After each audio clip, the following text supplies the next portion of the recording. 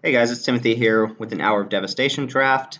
We lost the die roll, which is pretty usual for us. We've got an okay hand.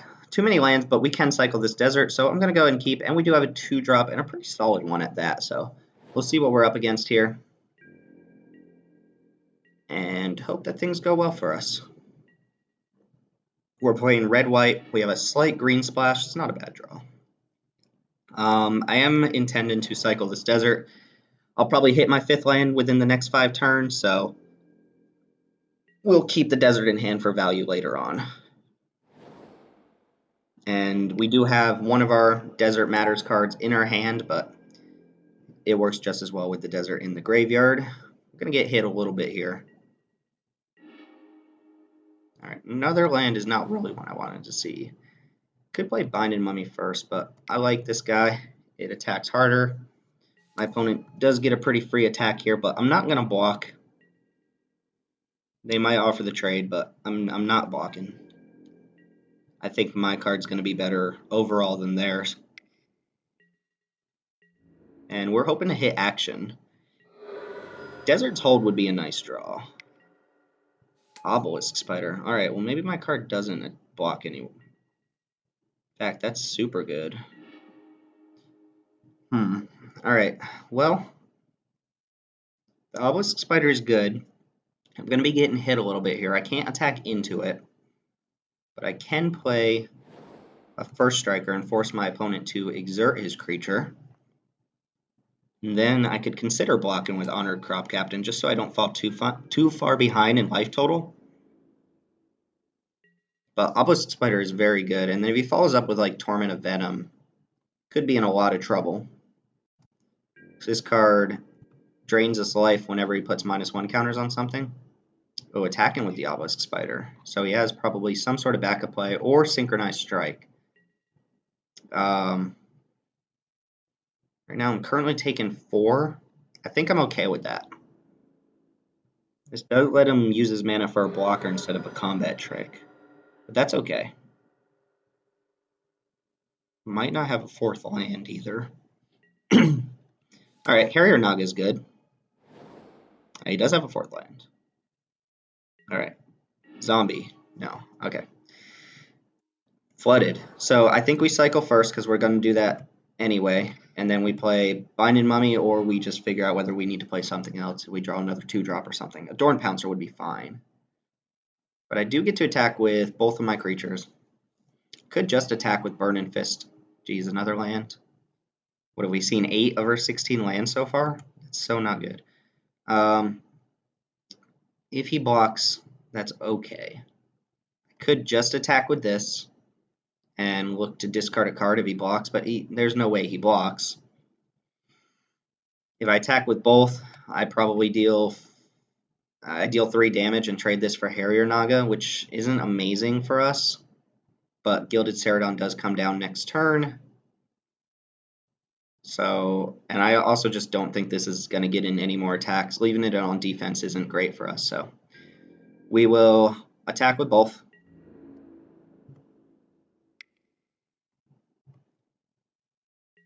This pumps this to a 3-power First Striker, so he can't block here.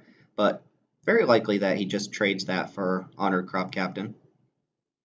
If I had a trick here, that would be great. The Kindled Fury would work, but I don't. So Binding Mummy coming down, and then next turn Ceradon. His guy doesn't untap, which is good for us this turn. But our opponent does have the initiative. Alright, Soul Stinger's strong. Is this whenever you put... Yeah, I think he does get to drain me here. He does.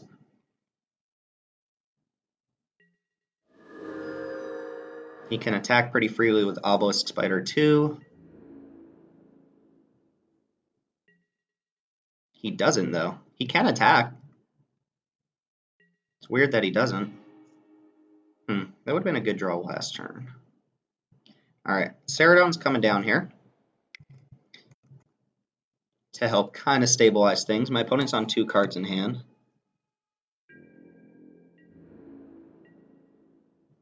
We'll see what his attacks are before we do anything drastic.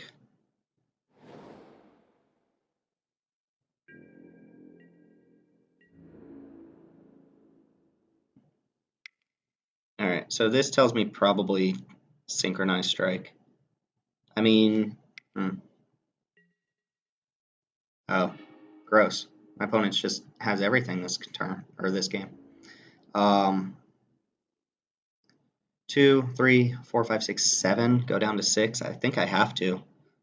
I have no real blocks here. I could double block Soul Stinger and lose both my guys. I can't really block Obelisk Spider. Yeah, I have to go down here and just hope my opponent's out of action. Nope, they have another card in hand. Jeez. All right, so they've used all their cards in hand. I need a 2-drop really bad. That's not going to cut it. I'm going to have to block a bunch of things, too. This is bad for me. But we'll play the 4-3 and pass and hope my opponent doesn't draw more action. My opponent's draw has been very good, but that's probably a sign that their deck is very good.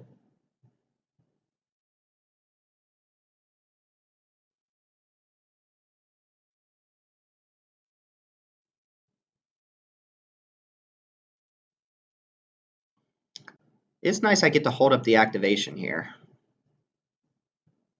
But they probably attack with Soul Stinger, I imagine.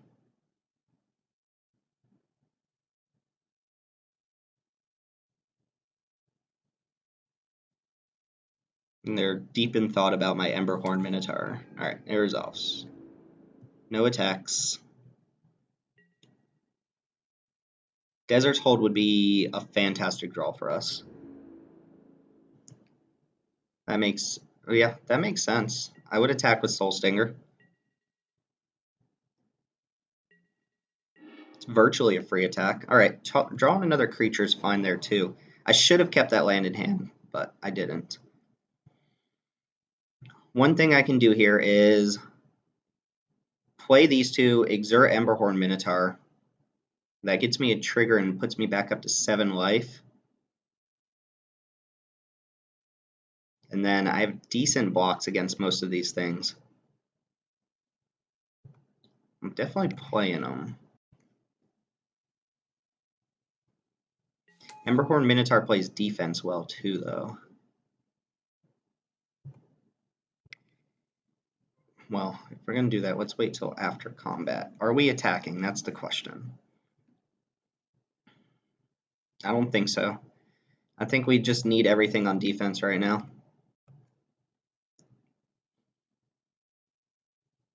Like, we're not getting too far ahead by just jamming in for 5.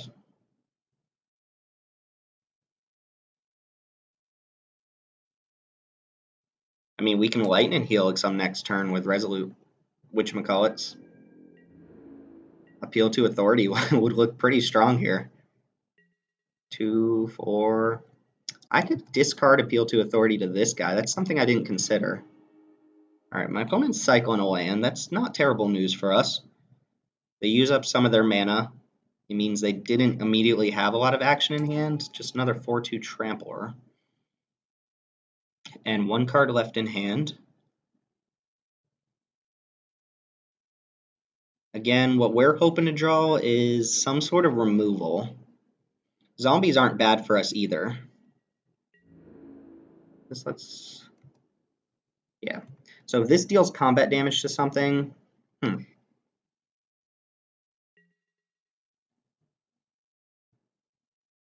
Let's see. Alright, so I think we don't care too much about Soul Stinger hitting us, but I do think we want to trade something for this Stalwart. It's probably going to be the Spearmaster. If I block Soul Stinger with, say, I don't know, the 3/3, they get to kill off one of my creatures. I'm going to lose something here anyway, regardless of what I block. But Soul Stinger seems like possibly the worst thing. I don't really want to do that, though, because then they drain a life, too. I think I want to trade something for Homeboy over here and just let Soul Stinger hit me. And I think that's what I'm going to do. My opponent could have Supernatural Stamina here, but I doubt it. Although this is the type of deck you would play Supernatural Stamina in. Pretty much any black deck. Action. Pride Sovereign. All right, punished by the um, green splash. All right, so we could attack with Emberhorn Minotaur and exert it. No attacks seem great here, though.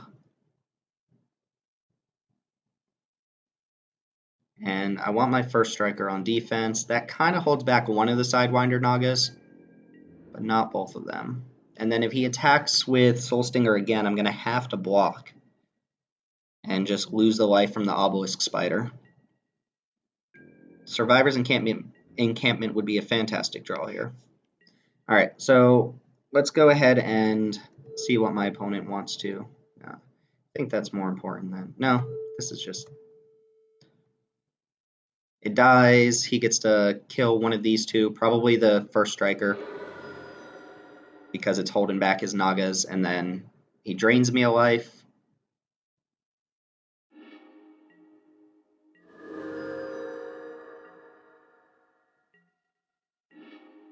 Well, that's something, right?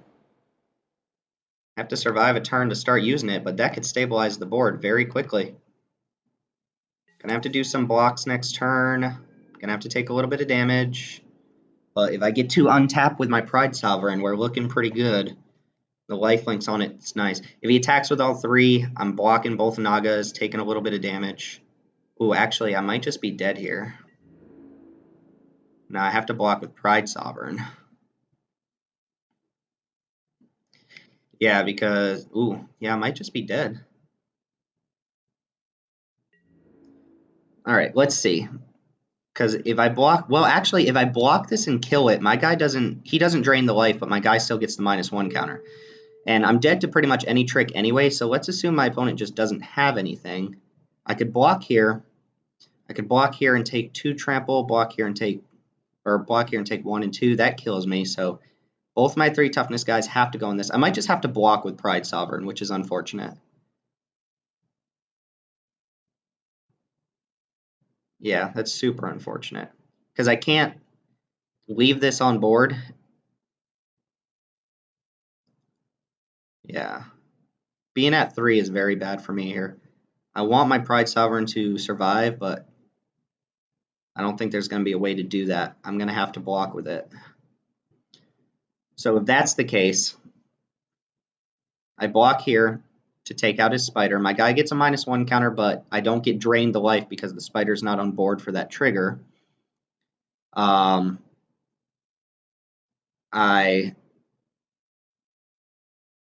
man, if oh, if my creatures could survive here. I block here and take 1, and then I have to double block the other one to not take trample damage and die. Alternatively, I can go here, here, and then double block Obelisk Spider, but then he puts the -1 counter on Pride Sovereign and kills me. This is not good news for me. If I put this here, I still have to double block one of these to not take trample damage. 2, yeah. I needed another 3 toughness creature here. This did not shape out well. So, if that's the case, we can't hold on to our Pride Sovereign. Let's just play with that in mind. We're going to go ahead and try to keep this guy around then since he can gain me life. So, this is going to go here and eat that. We are going to double block one of these. Oh, he gets to just eat. Oh, it's so bad. So, if that's the case, we double block like this. We block here. And in this case, we get left with, we're taking 2. This should not trigger if his spider dies. Or at least, my guy will still get a -1 counter, but I shouldn't lose any life. So I'll be left with a 3/2 and a 2/2, and I'll be at 1 life this way. And if he has any tricks, I'm dead. So those will be blocks. This keeps me alive, even though I don't get to keep my Pride Sovereign or my Resolute guy. I do get to keep 2 creatures and eat all of his, though.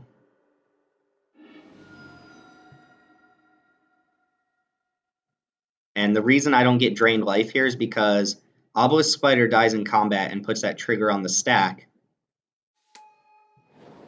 Ugh. Alright. Magmaroth's a fine draw. Does block well.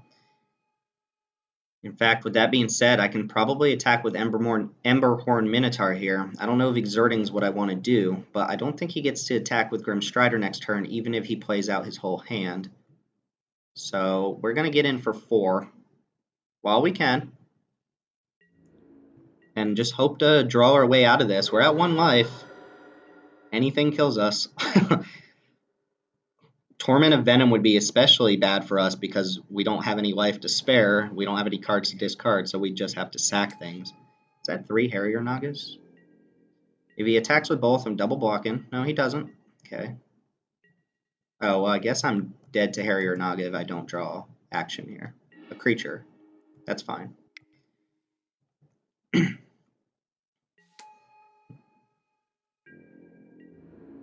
If I didn't draw a creature there... No, I wasn't dead. This doesn't have Menace. I could double block it to get it off the board, but... Alright, Desert's Hold. Desert's Hold.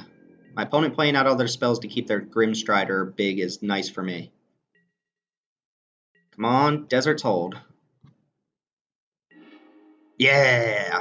Alright, now I think we get to start taking the game over. This grows Magmaroth. I don't want to attack all in and be gutsy. I have 4, 8, 9, 10, 11, 12, 13 damage on board. I'm not going to exert Vizier. I'm just going to attack. Oh, actually,